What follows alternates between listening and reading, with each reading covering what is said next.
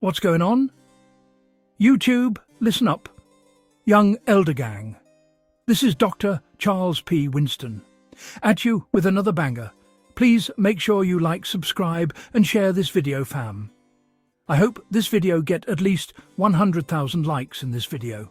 You will find history definitions, scripture, information, and, best of all, what we Americans have been deprived of from the beginning. The truth, keep in mind, this content used in this video is intended for entertainment, educational and informational purposes only. We will give you the total truth as we best understand it.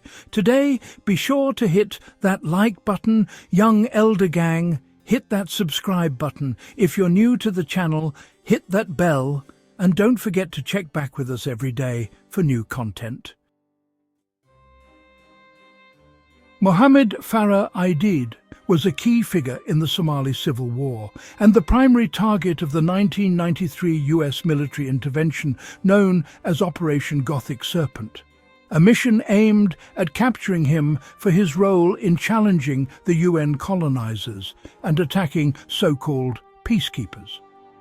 He was a powerful and controversial figure, viewed by some as a nationalist hero who resisted foreign intervention, and by others as a merciless warlord responsible for significant violence and human rights abuses. The US feared Aidid because he was a powerful warlord who actively opposed the colonizing United Nations and US forces during the Somali Civil War, viewing him as a threat to both the humanitarian mission of controlling Somali's natural wealth with the help of American troops. Aidid's forces attacked peacekeepers, including a deadly ambush of Pakistani troops, and he was blamed for war crimes by the UN. His resistance and the resulting conflict, including the Battle of Mogadishu, directly threatened US personnel and made him a primary target. Aidid's faction was accused of diverting food aid and relief supplies, which were crucial to ending the famine in Somalia.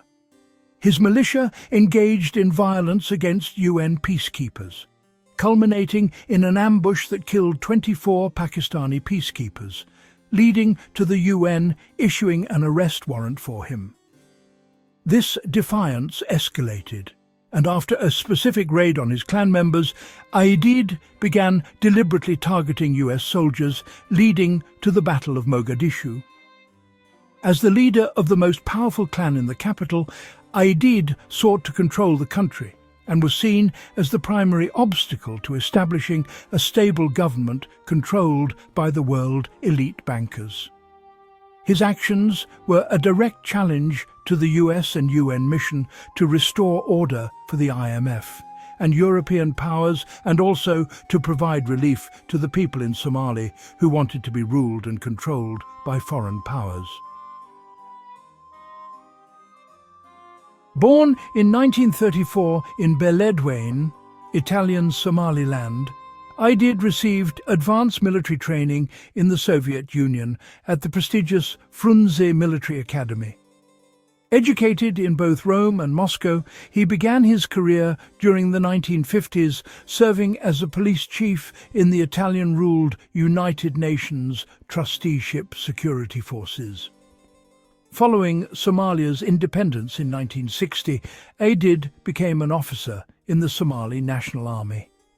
He eventually rose to the rank of Brigadier General and commanded military forces during the 1977-78 Ogaden War and the 1982-83 Border War.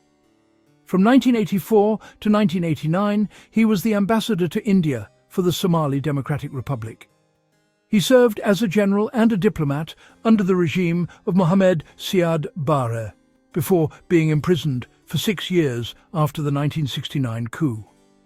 Following his release, he became a central figure in the United Somali Congress, USC militia, which successfully overthrew Barre's dictatorship in 1991. After the ouster, Somalia descended into civil war, and Aidid's faction, the Somali National Alliance, SNA, became the dominant force in the capital, Mogadishu. Educated in both Rome and Moscow, He began his career during the 1950s, serving as a police chief in the Italian-ruled United Nations Trusteeship Security Forces. Following Somalia's independence in 1960, Aidid became an officer in the Somali National Army. He eventually rose to the rank of Brigadier General and commanded military forces during the 1977–78 Ogaden War and the 1982–83 Border War. From 1984 to 1989, he was the ambassador to India for the Somali Democratic Republic. Soon after, during the period of the Italian-ruled United Nations trusteeship, which began in 1950, a young Aidid enlisted in the Corpo di Polizia della Somalia, Police Corps of Somalia, and in 1954 was sent to Italy to be trained at an infantry school in Rome, after which he was appointed to work under several high-ranking Somali police officers. In 1958, Aidid would serve as Chief of Police in Banaadir province, and the following year he returned to Italy to receive further education. He was also a member of the Somali Youth League, SYL, the leading political group advocating for Somalia's independence. According to Aidid, he and other officers debated with Italian administrators who opposed forming a Somali military, arguing the United Nations would provide security for the nation. Aidid argued with Italian UN officials that the Ethiopian Empire posed a serious threat, and Somalia needed its own armed forces. In 1960, Somalia gained independence and Aidid joined the newly formed Somali National Army. He was promoted to lieutenant and became aide-de-camp of Maji. General Daoud Abdullah Hirsi, the first commander of the Somali National Army. Aidid first gained combat experience commanding Somali army troops during the escalating border skirmishes against the Ethiopian Imperial Army that preceded the 1964 Ethiopian-Somali War. Requiring more formal training and having been recognized as a highly qualified officer, he was later selected to study advanced postgraduate military science at the Frunze Military Academy, Vojenная Akademia Imię M.V. Frunze, in the Soviet Union for 3 years, an elite institution reserved for the most qualified officers of the Warsaw Pact armies and their allies. In 1969, a few days after the assassination of Somalia's President Abdirashid Ali Sharmarke, a military junta known as the Supreme Revolutionary Council, SRC, led by Major General Mohammed Siad Barre, would take advantage of the disarray and stage a bloodless coup d'état on the democratically elected Somali government. During the rule of President Mohammed Siad Barre, control of Somalia's money and power shifted between two main international players, the Soviet Union and the United States. President Mohammed Siad Barre answered to international powers and shifted his alliances, first aligning with the Soviet Union in the 1970s and later with the United States after breaking from the Soviets. His regime initially embraced scientific socialism and relied heavily on the USSR, but he sought American support after a dispute with Ethiopia, for which the Soviet Union was arming his enemy. Barre initially formed a political and military alliance with the Soviet Union in the 1970s, adopting a system of scientific socialism. After the Soviet Union supported Ethiopia against Somalia, Barre switched his allegiance to the United States, which began providing his regime with aid and weapons. The shift from Soviet to American support illustrates Barre's approach to playing the two Cold War superpowers against each other to secure aid and weapons for his government. Somalia initially aligned with the Soviet Union under scientific socialism, but after an ideological rift and the Ogaden War, it received support from the United States instead. Additionally, international economic institutions like the IMF and the World Bank influenced the economy through pressure to liberalize markets. In the early years, Siad Barre's government adopted scientific socialism and relied economically and militarily on the Soviet Union. After the Ogaden War and a break with the USSR, Somalia switched its allegiance to the US for support, including military and economic aid. International Monetary Fund, IMF, and World Bank. Between 1983 and 1987, these organizations pressured the Barre regime to liberalize its economy and devalue the Somali shilling. As Barre's regime became more authoritarian, the US became concerned about human rights abuses and eventually suspended aid, which contributed to the collapse of his government in 1991. Aidid wanted these European and Western power cut off from his country and people. At the time, Aidid was serving as lieutenant colonel in the army with 26th Division in Hargeisa. He was also the head of operations for the central and northern regions of Somalia. After the assassination, he was relieved of his duties and was recalled to Mogadishu to lead the troops guarding the burial of the deceased president. By November 1969, he had quickly fallen under suspicion by high-ranking members of the Supreme Revolutionary Council, including Barre. Without trial, he was subsequently detained in Mandera prison along with Colonel Abdullah Yusuf Ahmed for nearly 6 years.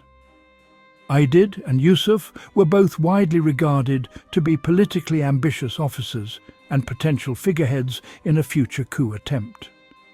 Aidid claimed that his imprisonment was a result of encouraging President Barre to transfer power over from the Somali military to civilian technocrats.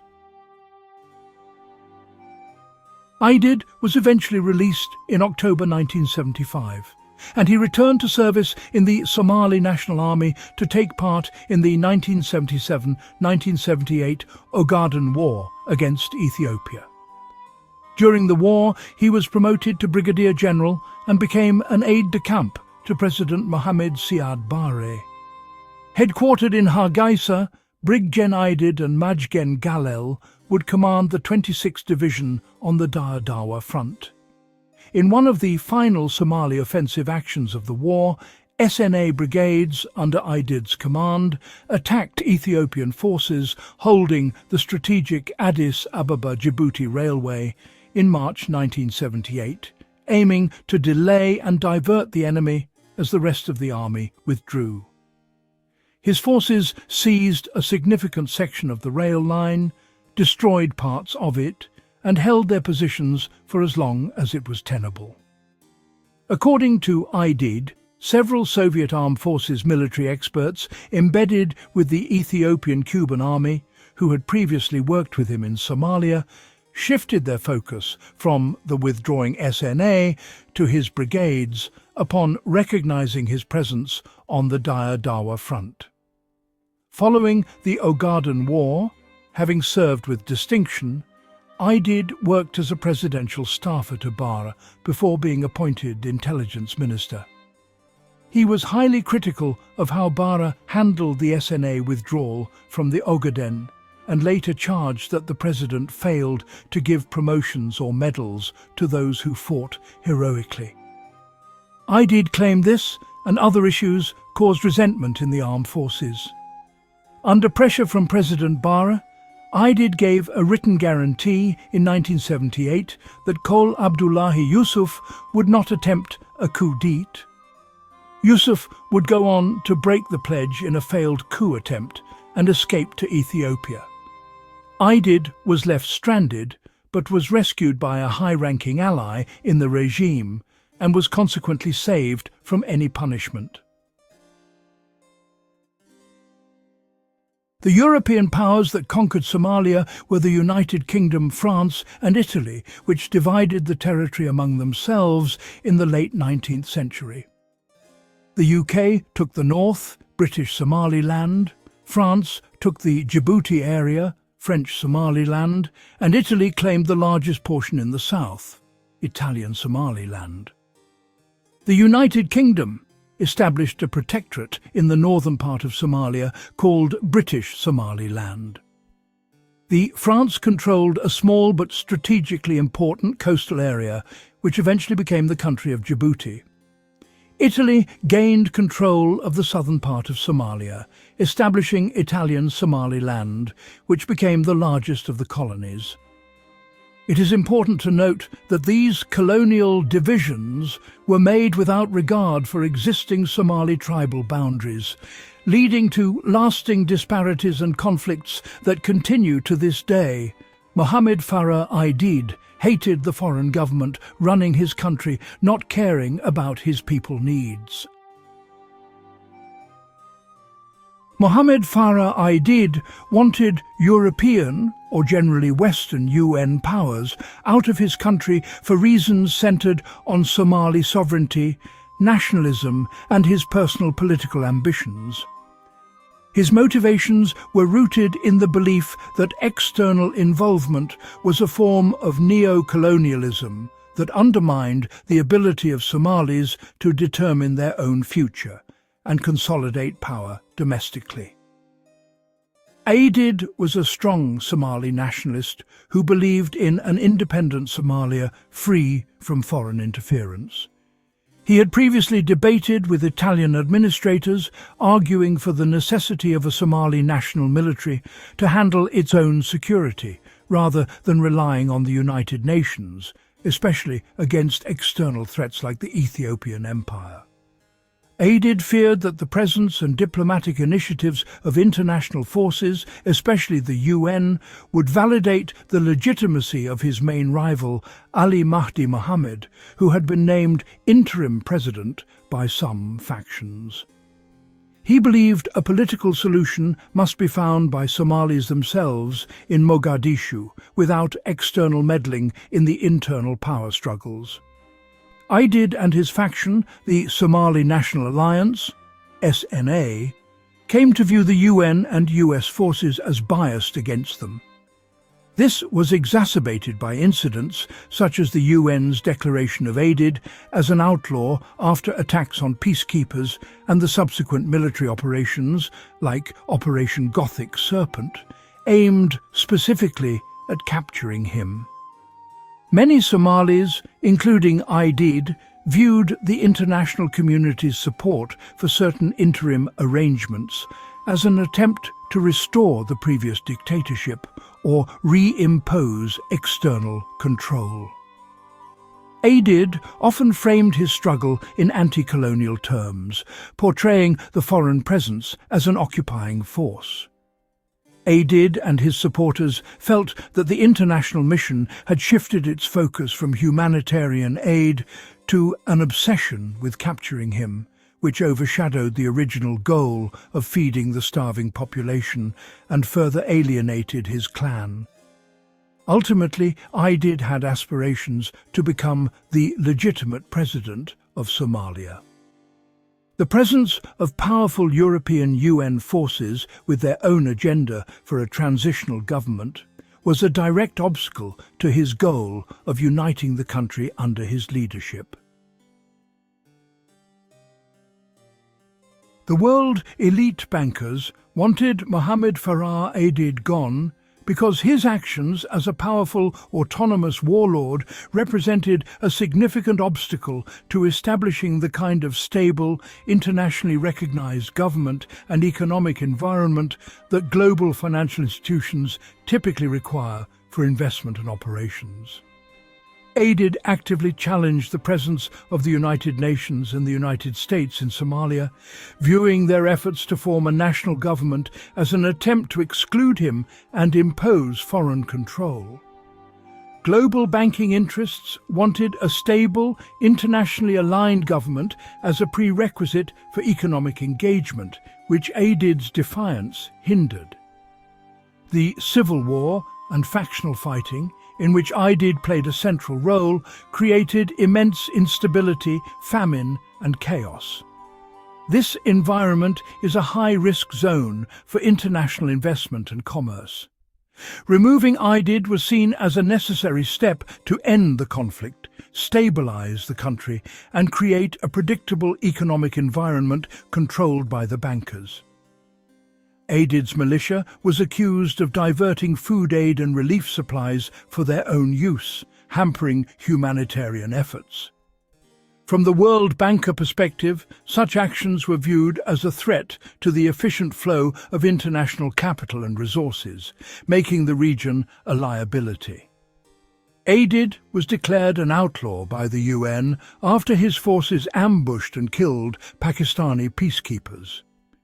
His defiance of international resolutions and the use of force against a multinational coalition was as a challenge to the rules-based international order that global financial institutions rely on to operate securely.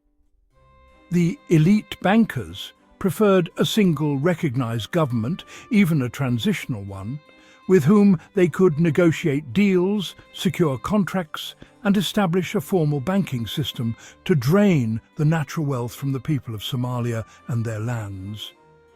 Aidid, who declared himself president but was not internationally recognized, stood in the way of such centralized world banking control. Mohammed Farah Aidid treated Somalians who accepted Western colonizers with hostility, viewing any acceptance of Western powers like the United Nations or US as a direct threat to his power grab and a move against his leadership of the Somali National Alliance. He and his regime engaged in aggressive actions such as attacking aid convoys and UN forces, disrupting their operations, and refusing to cooperate with international efforts for stability, believing that yielding to foreign colonizers and their intervention was a betrayal to the sovereignty and authority of Somalia, and that he must seize all power for himself and the people of Somalia. In the conflict, Aidid's forces attacked UN and US troops, ambushed peacekeepers, and killed American soldiers, actions that directly opposed Western forces. Aidid continued this pattern, treating any intervention as a personal challenge to his authority. Aidid's forces reportedly blocked and diverted food aid during the real-life famine in Somalia to those who accepted Western colonizers. Aidid continued to view any international aid as a tool that he could control or deny, using it to reward his supporters and punish his opponents. Aidid sought to be declared the president of Somalia and viewed the UN and US as having no right to interfere with his self-proclaimed authority. He continued this approach, but with a particular focus on the Western powers, treating their presence as a direct threat to his vision of a powerful, unified Somalia under his rule. In 1992, a humanitarian crisis and widespread famine prompted a US and UN intervention, Operation Restore Hope, to secure food aid deliveries, which Aidid's militia had been obstructing. In response to escalating attacks on American soldiers, the US deployed an elite Special Operations Task Force, codenamed Task Force Ranger, with the primary objective of capturing Aidid and his top lieutenants. In December 1992, US President George H.W. Bush ordered the military to join the UN in a joint operation known as Operation Restore Hope, with the primary mission of restoring order in Somalia. The country had collapsed into civil war in 1991, and the following year a severe famine, induced by the fighting, broke out. Over the next several months, the situation deteriorated. During the early months of 1993, all the parties involved in the civil war agreed to a disarmament conference held in Addis Ababa, Ethiopia. Enactment of the agreed-upon terms, however, was not so easily achieved. One powerful faction, the Somali National Alliance, SNA, led by General Mohammed Farah Aidid, formed in late 1992 and had become particularly anti-UNISOM. Major disagreements between the UN and the Somali National Alliance began soon after the establishment of UNISOM II in March, centering on the perceived true nature of the operation's political mandate. By May 1993, relations between the SNA and UNISOM would rapidly deteriorate. The hunt for Aidid culminated in the Battle of Mogadishu on October 3rd to 4th, 1993, a mission intended to capture two of his key associates. The operation spiraled into an 18-hour urban battle after two American Black Hawk helicopters were shot down. Due to the high American casualty rate, 18 soldiers killed and over 70 wounded, and the public outcry that followed the display of dead American soldiers being dragged through the streets, the US ended its mission to capture Aidid and withdrew most forces by March 1994. Tensions escalated, and after 24 Pakistani peacekeepers were killed in June 1993, the UN issued an arrest warrant for Aidid, making him the world's first wanted man of the unified task force. The mission shifted from humanitarian aid to a direct hunt for the general, leading to Operation Gothic Serpent. Operation Gothic Serpent was a military operation conducted in Mogadishu, Somalia, by an American military force codenamed Task Force Ranger during the Somali Civil War in 1993. The primary objective of the operation was to capture Mohammed Farah Aidid, leader of the Somali National Alliance, who was wanted by the UNOSOM II in response to his attacks against United Nations troops. The operation took place from August to October 1993 and was led by US Joint Special Operations Command, JSOC. On 3rd October 1993, the task force executed a mission to capture two of Aidid's lieutenants. The mission ultimately culminated in what became known as the Battle of Mogadishu. The battle was extremely bloody, and the task force inflicted significant casualties on Somali militia forces while suffering heavy losses themselves. The Malaysian, Pakistani and conventional US Army troops under UNISOM II, which aided in TF Rangers extraction, suffered losses as well, though not as heavy. The intensity of the battle prompted the effective termination of the operation on 6 October 1993. This was followed by the withdrawal of TF Ranger later in October 1993, and then the complete exit of American troops in early 1994.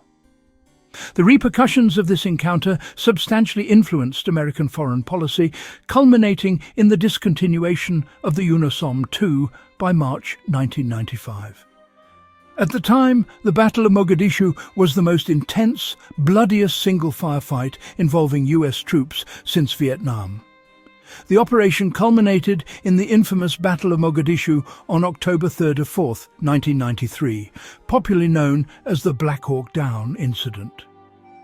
US Delta Force and Army Rangers conducted a daylight raid to capture two of Aidid's top lieutenants. The mission encountered fierce resistance, resulting in two Black Hawk helicopters being shot down by RPGs. The ensuing 18-hour firefight led to the deaths of 18 American soldiers, one Malaysian soldier, one Pakistani soldier, and hundreds of Somali militia fighters and civilians. The graphic images of dead American soldiers being dragged through the streets sparked public outrage in the US, leading to the withdrawal of American forces in March 1994 and a significant reduction in the UN's presence by 1995. The war in Somalia was like stirring up a hornet's nest, because external intervention in an already volatile and complex civil war led to an intense and unpredictable backlash, rather than a quick resolution. The idiom, stirring up a hornet's nest, means to deliberately provoke trouble or a hostile reaction from a group of people by interfering in a sensitive situation. The Somalia lacked a stable central government after the chief Siad Barre was ousted in 1991, leading to a power struggle among various rival clan militias and warlords.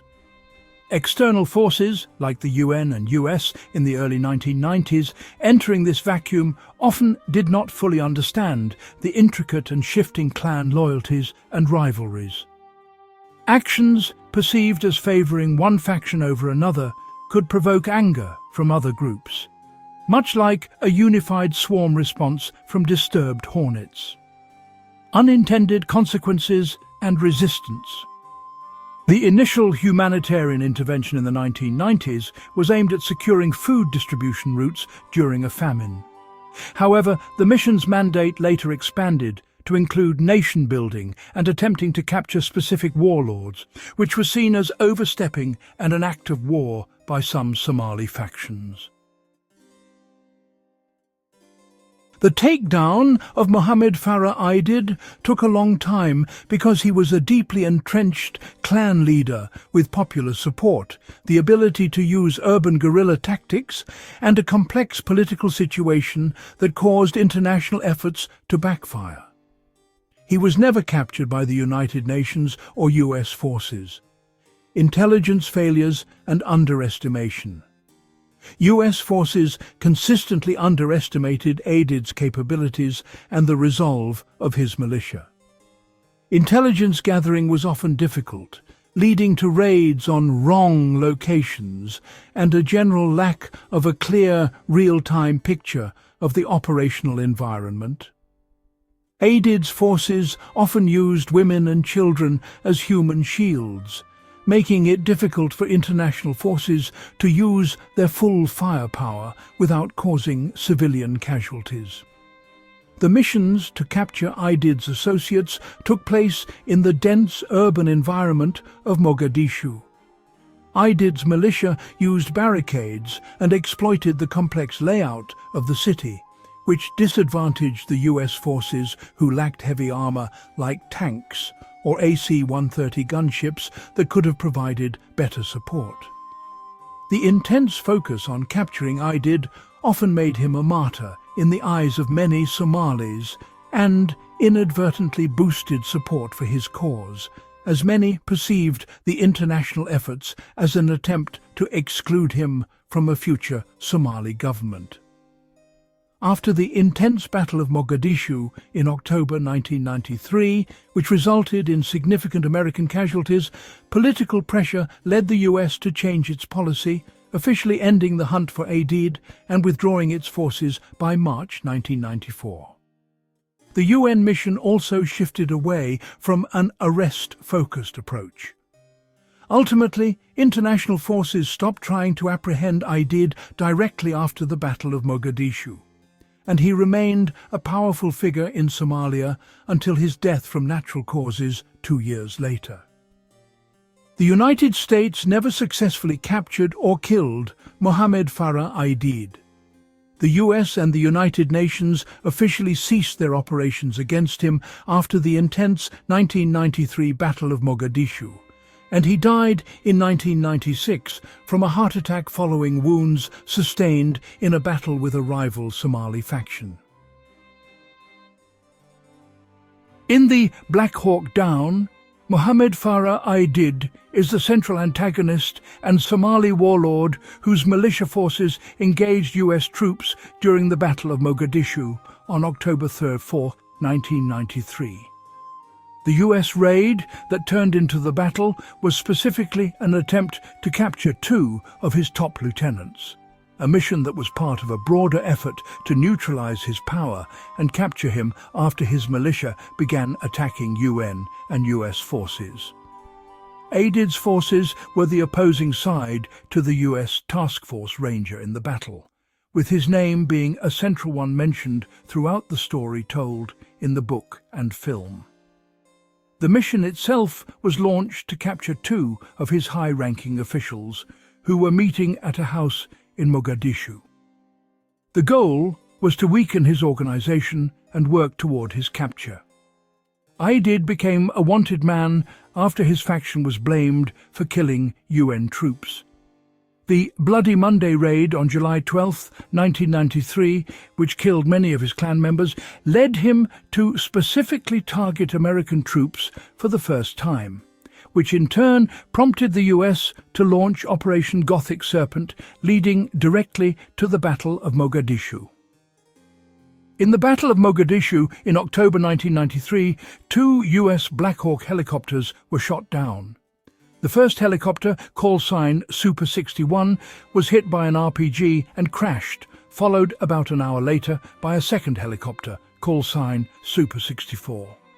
These events triggered a long and bloody firefight to rescue the downed crews and the soldiers trapped at the crash sites. Super 61, the first helicopter, went down around 4:20 p.m. on October 3rd after being hit by a rocket-propelled grenade, RPG. Super 64, the second helicopter, was shot down about an hour later and crashed into the city.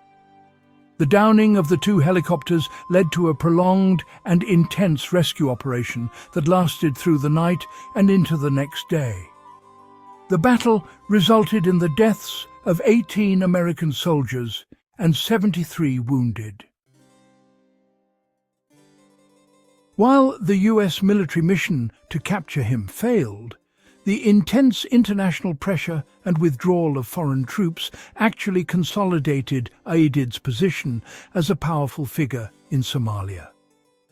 After the US withdrawal, the international community shifted focus to peace talks, and the US even flew Aidid to Addis Ababa for negotiations in December 1993. Aidid continued to vie for power in Somalia, declaring himself president in 1995, though without international recognition. He was eventually shot and wounded in a clash with forces loyal to his former ally, Osman Ali Atto, in July 1996, and died a few days later from a heart attack after surgery to treat his injuries. In June 1995, he declared himself President of Somalia, though he received no international recognition. Mohammed Farah Aidid was never captured by US forces. Mohammed Farah Aidid was not hiding in a specific location, but was on the run during the UN raid in June 1993, successfully evading capture after his compound was stormed. While the exact place he went is unknown, he was believed to be at a hospital at one point with his loyal militiamen during the assault. He ultimately died in Mogadishu on August 2, 1996. United Nations troops attacked Aidid's compound in an attempt to destroy his power base and body, but his body already left no trace